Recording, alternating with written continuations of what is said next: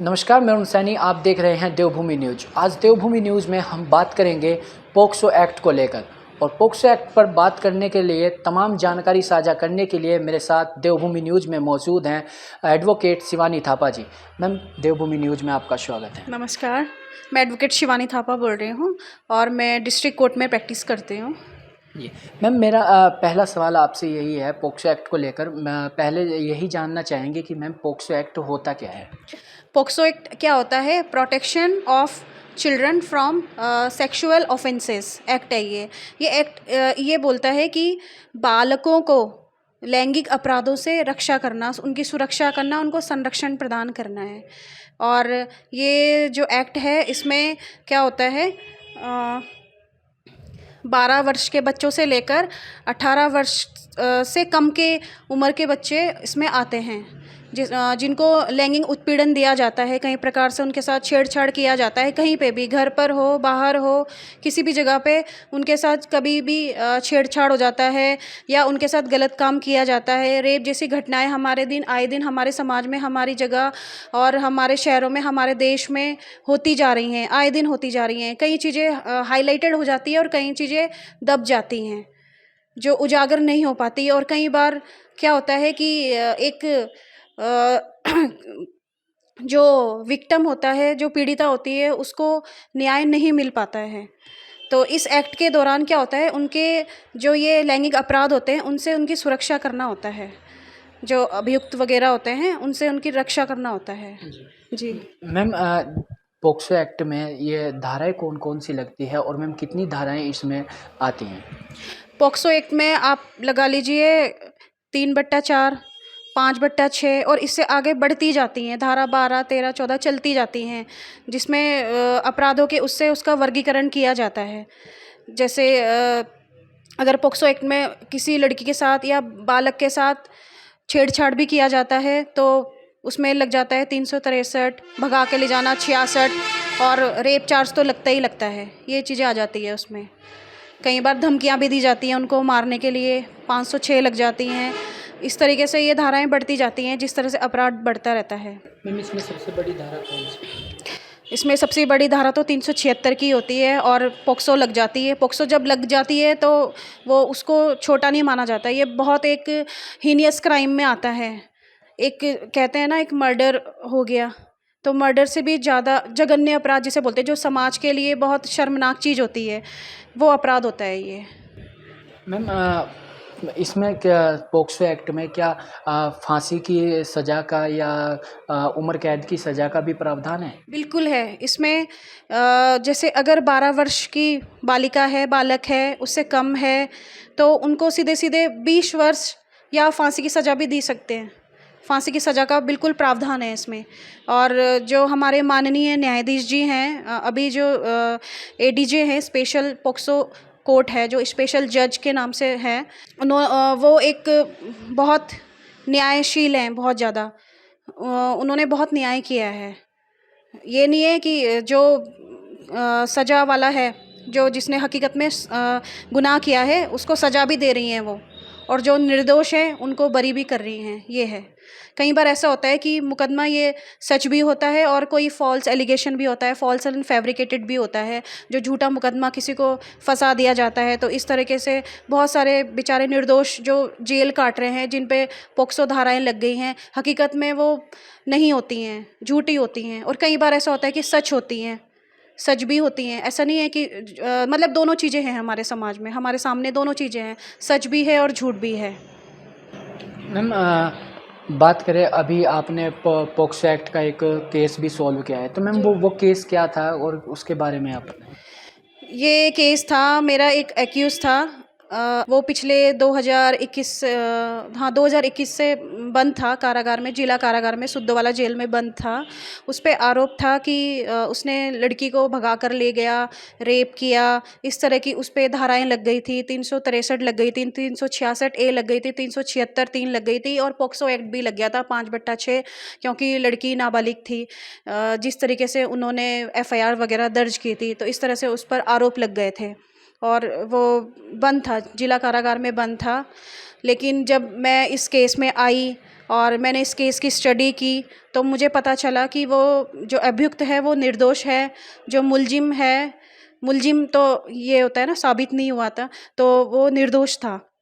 फिर मैंने उसमें वर्क ऑन किया, रिसर्च किया, बहुत सारी चीज़ें पता की, तो उससे फिर मैंने बहुत सारे एविडेंस वगैरह इकट्ठे किए। तब पता चला कि ये एक झूठा मुकदमा था जो पुलिस द्वारा ही या फंसाया गया था, जैसा भी है। तो मैंने अपने जितने भी एविडेंस और विटनेस वो सारी चीज़ें प्रिपेयर करके, सारी चीज़ें करके बहुत जद्दोजहद के बाद उसको रिहा कर दिया। आज वो निर्दोष साबित होकर बाहर है वो, और अपनी नई खुशहाल ज़िंदगी में वापस जा चुका है। इस दौरान इसमें ये भी हुआ है कि अभियुक्त के पिताजी भी आए थे उस समय, और वो भी बीच में सडनली माता और पिता दोनों ही हार्ट अटैक से मर गए कि इस तरीके का ये क्या हो गया हमारे बेटे के साथ। तो वो 3 साल उसके बहुत दर्द और दुखनीय थे वो, जिसको वापस तो नहीं दे सकते हम, पर यह है कि अब जब बाहर आ गया है तो वो अब दोबारा अपना भविष्य वो सुधार सकता है वो। तो मैम, पोक्सो एक्ट में क्या लड़के लड़की दोनों संशोधित कानून में शामिल होते हैं? हाँ जी, दोनों शामिल होते हैं, दोनों के लिए है ये। ज़रूरी नहीं है कि बालिका के लिए, बालक के लिए भी है ये। कई बार बालक के साथ भी गलत हो जाता है।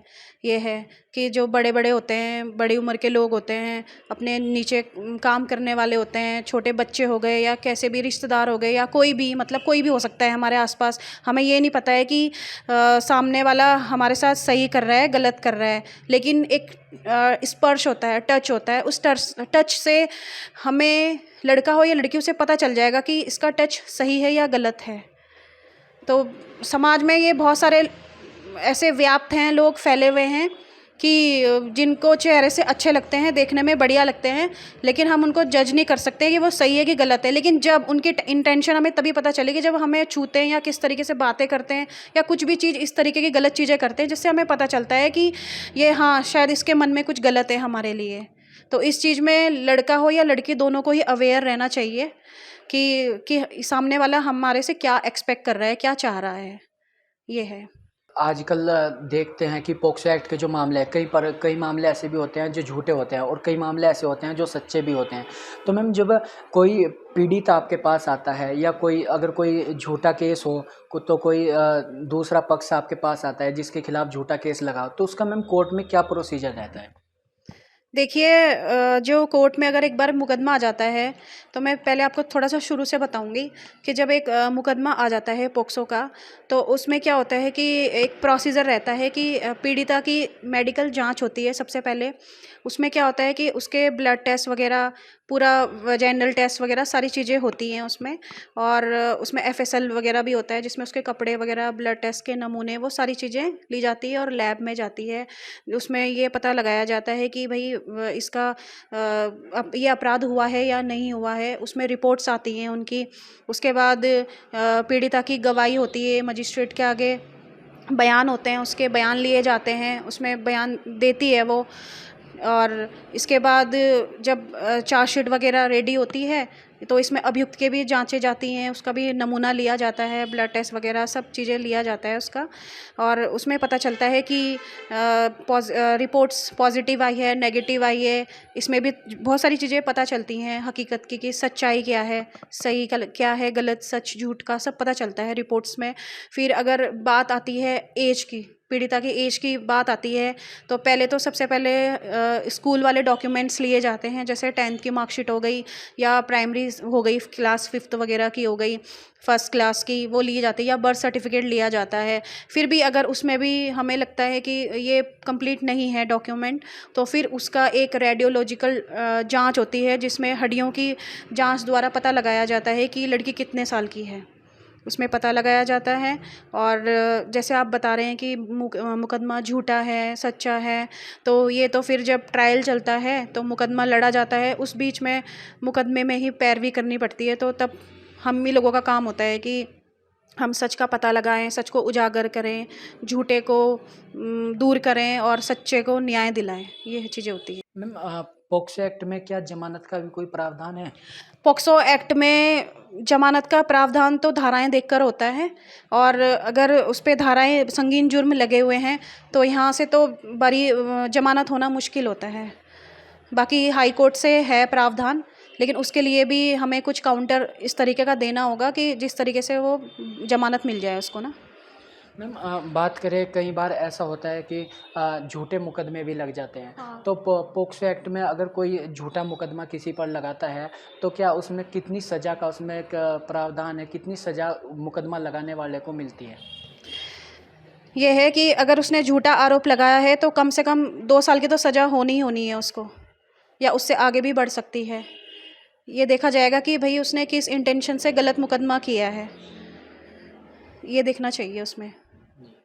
मैम लास्ट में आप क्या संदेश देना चाहती है जनता को कि पोक्सो एक्ट को लेकर?